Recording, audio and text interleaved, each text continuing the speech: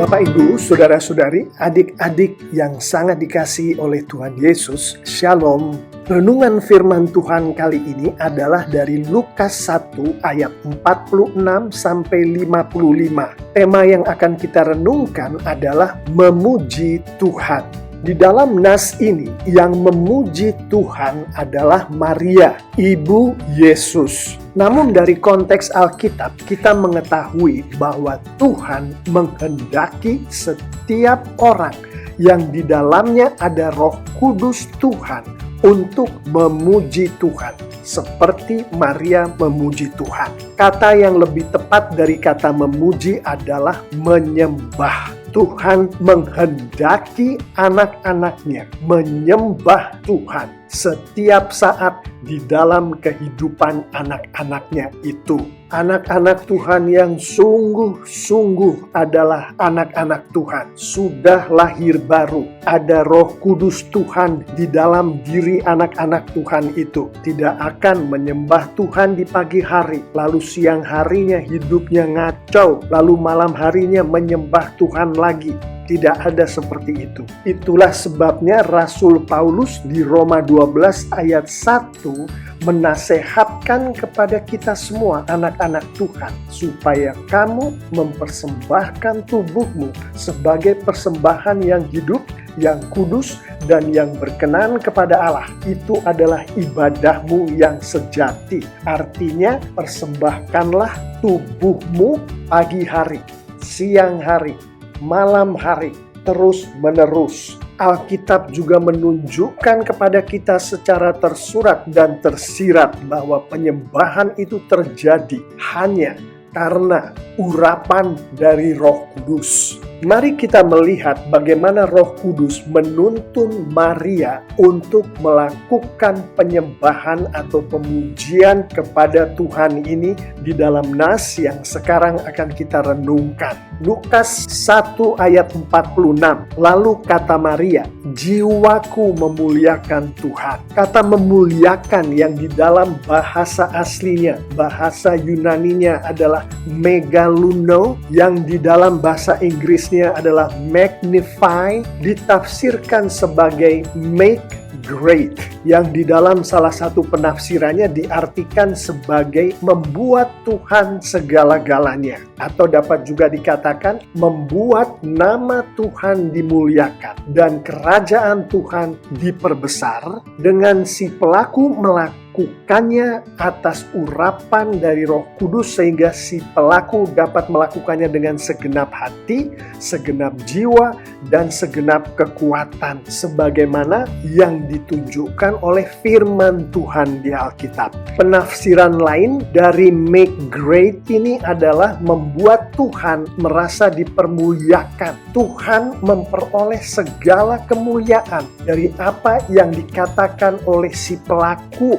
yang mengatakan kalimat ini, yang dalam hal ini adalah Maria. Di ayat 47, dan hatiku bergembira karena Allah juru selamatku. Kata gembira di sini bahasa aslinya adalah agaliao, yang di dalam bahasa Inggrisnya adalah rejoiced. Ditafsirkan sebagai be exceeding glad, bersukacita dengan sangat. Di dalam konteksnya kita mengetahui bahwa Maria bersukacita dengan sangat bukan karena keberadaan dirinya, namun karena siapa Allah yang dia puji itu, yang dia sembah itu, yaitu di dalam ayat ini adalah Allah yang adalah juru selamat, juru selamatnya. Ayat 48, sebab ia telah memperhatikan kerendahan hambanya. Sesungguhnya mulai dari sekarang segala keturunan akan menyebut aku berbahagia. Ayat ini menegaskan ayat sebelumnya. Kata berbahagia di dalam bahasa aslinya adalah makarizo. diterjemahkan ke dalam bahasa Inggris blessed, di dalam bahasa Indonesianya diberkati. Hal ini terjadi bukan karena keberadaan Maria. Dia mengakui dia adalah hamba yang rendah, namun karena siapa Allah yang dia puji, yang dia sembah itu. Dilanjutkan ke ayat 49, karena yang Maha Kuasa telah melakukan perbuatan-perbuatan besar kepadaku dan namanya adalah kudus, karena Allah yang dia sembah melakukan perbuatan-perbuatan besar. Allah yang dia sembah adalah Allah yang kudus. Kembali ditunjukkan di ayat 49 ini, pemujian atau penyembahan itu terjadi bukan karena keberadaan Maria, apa yang Maria dapatkan, tapi karena siapa Tuhan, siapa Allah. Ayat 50, dan rahmatnya turun-temurun atas orang yang takut akan dia. Ayat 50 ini menerangkan lebih dalam lagi ayat-ayat sebelumnya tadi, di mana dari ayat ini kita mengetahui Maria adalah orang yang takut akan Tuhan. Dan kalau kita lihat kata turun-temurun, artinya Maria percaya bahwa Tuhan akan mengaruniakan rahmatnya itu kepada keturunan-keturunannya. Ini menunjukkan bahwa Maria memiliki iman yang kuat kepada Tuhan. Dan Maria memuji, menyembah Tuhan karena Allah yang memberi rahmat adalah Tuhannya. Di ayat 51, ia memperlihatkan kuasanya dengan perbuatan tangannya dan mencerai-beraikan orang-orang yang congkak hatinya. Menunjukkan kepada kita bahwa Maria adalah orang yang tidak congkak. Dan Allah yang disembah, dipuji oleh Maria adalah Allah yang maha kuasa dan maha adil. Allah berkuasa melakukan apapun yang dikehendakinya. Allah dengan sifatnya yang adil mencerai-beraikan orang-orang yang congkak hatinya. Itulah Allah yang disembah dan dipuji oleh Maria. Di ayat 52, ia menurunkan orang-orang yang berkuasa dari tahtanya dan meninggikan orang-orang yang rendah, menunjukkan lebih jauh kemahakuasaan dan kemahaadilan dari Tuhan. Di ayat 53, ia melimpahkan segala yang baik kepada orang yang lapar dan menyuruh orang yang kaya pergi dengan tangan hampa. Menunjukkan lebih jauh lagi kemahakuasaan dan kemahaadilan dari Allah yang dipuji dan disembah oleh Maria. Di ayat 54 dan 55, ia menolong Israel, hambanya, karena ia mengingat rahmatnya seperti yang dijanjikannya kepada nenek moyang kita, kepada Abraham dan keturunannya untuk selama-lamanya. Menguatkan ayat 50 tadi, di mana kita mengetahui bahwa Maria adalah orang yang beriman kuat kepada Tuhan. Maria mengimani bahwa rahmat yang datangnya dari Tuhan adalah untuk selama-lamanya. Ada yang sudah terjadi pada Maria, ada yang belum terjadi pada Maria, tapi Maria mengimani akan terjadi kepada keturunan-keturunannya untuk selama-lamanya. Iman ini adalah salah satu landasan daripada Maria memuji Tuhan, yang mana dijelaskan lebih lanjut di ayat 54 dan 55 ini adalah Tuhan yang memberkati, adalah Tuhan yang menepati janjinya.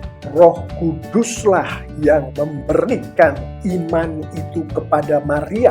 Roh Kuduslah yang membimbing Maria melalui imannya untuk memuji Tuhan, menyembah Tuhan. Pertanyaannya adalah bagaimana bisa Maria mengatakan apa yang dia katakan di ayat 46 sampai ayat ke-55 ini? 1 Samuel 2 ayat 1 sampai 10 menjelaskan kepada kita akan hal ini. Maria sebagai anak dari salah satu suku bangsa pilihan Tuhan, sejak kecil sudah diajarkan akan firman Tuhan. Dalam masa pertumbuhannya, Maria bertumbuh dengan menghidupi firman Tuhan. Dan salah satu firman Tuhan yang diajarkan kepada Maria dan dihidupi oleh Maria adalah dari 1 Samuel 2 ayat 1 sampai 10. Mari kita bersama-sama membaca firman Tuhan ini. Lalu berdoalah Hana, katanya, hatiku bersukaria karena Tuhan, tanduk kekuatanku ditinggikan oleh Tuhan. Mulutku mencemoohkan musuhku sebab aku bersuka cita karena pertolonganmu. Ayat 2, tidak ada yang kudus seperti Tuhan, sebab tidak ada yang lain kecuali Engkau, dan tidak ada gunung batu seperti Allah kita. Ayat 3, janganlah kamu selalu berkata sombong, janganlah caci maki keluar dari mulutmu, karena Tuhan itu Allah yang maha tahu, dan oleh Dia perbuatan-perbuatan diuji. Ayat 4, busur pada pahlawan telah patah, tetapi orang-orang yang terhuyung-huyung pinggangnya berikatkan kekuatan. Ayat 5, siapa yang kenyang dahulu sekarang menyewakan dirinya karena makanan, tetapi orang yang lapar dahulu sekarang boleh beristirahat. Bahkan orang yang mandul melahirkan 7 anak, tetapi orang yang banyak anaknya menjadi layu. Ayat 6, Tuhan mematikan dan menghidupkan. Ia menurunkan ke dalam dunia orang mati dan mengangkat dari sana.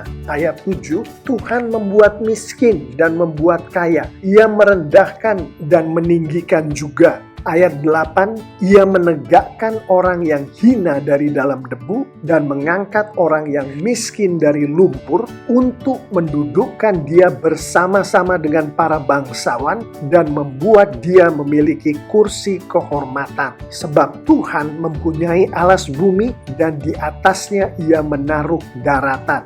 Ayat 9, langkah kaki orang-orang yang dikasihinya dilindunginya, tetapi orang-orang fasik akan mati binasa dalam kegelapan, sebab bukan oleh karena kekuatannya sendiri seseorang berkuasa.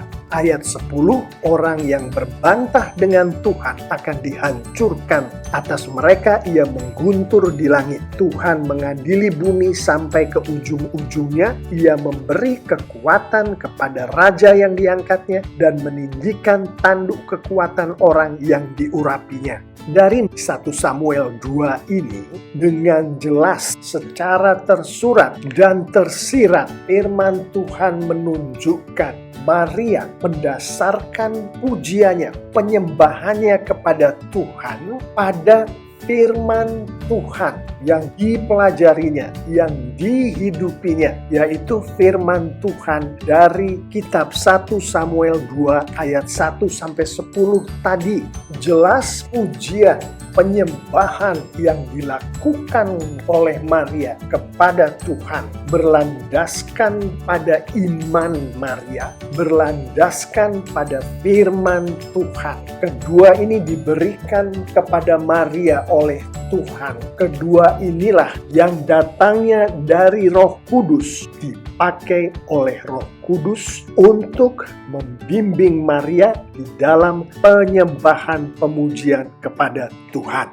Bapak, Ibu, Saudara-saudari, adik-adik yang sangat dikasihi Tuhan Yesus, demikianlah renungan firman Tuhan kali ini. Kita akan menutup renungan ini dengan beberapa penerapan. Melihat kembali apa yang baru saja kita renungkan. Pertama, Maria beriman kepada Tuhan. Orang yang beriman kepada Tuhan sudah pasti orang yang dipenuhi oleh Roh Kudus. Yang saya maksud beriman di sini adalah sungguh-sungguh beriman. Kalau kita hari ini sungguh-sungguh percaya kepada Tuhan Yesus dan sungguh-sungguh sudah lahir baru. Kedua, Maria menghidupi firman Tuhan. Kita tadi merenungkan Maria mengetahui, Maria mengerti akan firman Tuhan. Yang dalam konteks yang kita bicarakan ini adalah dari kitab 1 Samuel pasal 2 ayat 1 sampai 10.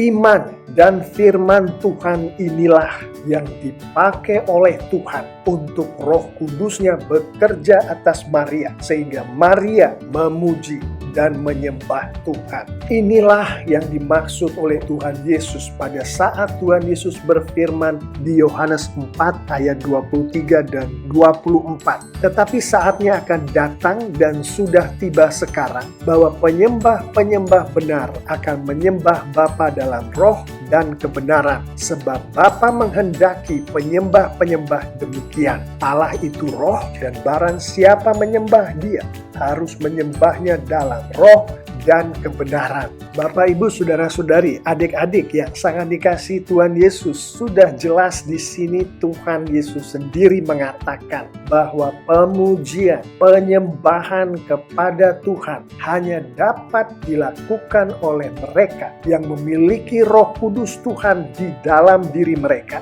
dan menghidupi kebenaran, yaitu menghidupi kebenaran firman Tuhan. Hai pengikut-pengikut Tuhan Yesus, anak-anak Tuhan yang sangat dikasihi oleh Tuhan Yesus, kita semua, Tuhan menghendaki kita untuk memuji Tuhan, menyembah Tuhan dengan seluruhnya yang ada pada kita setiap saat. Pertanyaannya adalah, apakah Anda sudah sungguh-sungguh beriman kepada Tuhan Yesus? Sungguh-sungguh sudah lahir baru? Apakah Anda sudah sungguh-sungguh menghidupi firman Tuhan? Beberapa penerapan untuk kita semua adalah: berdoalah memohon jamahan dari Roh Kudus setiap hari. Mintalah Roh Kudus membuat Yesus Kristus menjadi Tuhan dan Juru Selamat pribadi Anda. Ini bagi yang belum mengenal Tuhan Yesus. Karena hanya mereka yang menerima Yesus Kristus sebagai Tuhan dan Juru Selamat yang memiliki kepenuhan oleh Roh Kudus. Anda tidak kenal Tuhan Yesus sebagai Tuhan dan Juru Selamat, Anda tidak memiliki Roh Kudus Tuhan.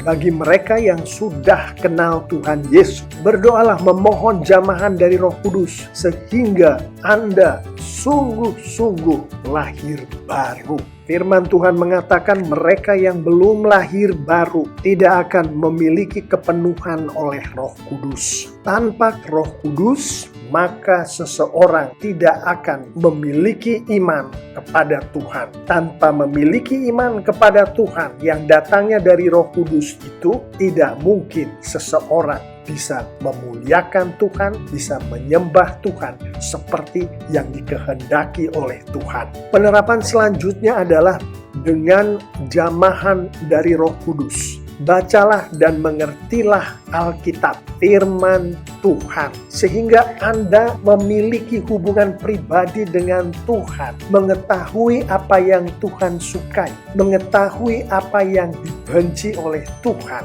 sehingga dengan begitu Roh Kudus yang ada di dalam Anda tidak didukakan.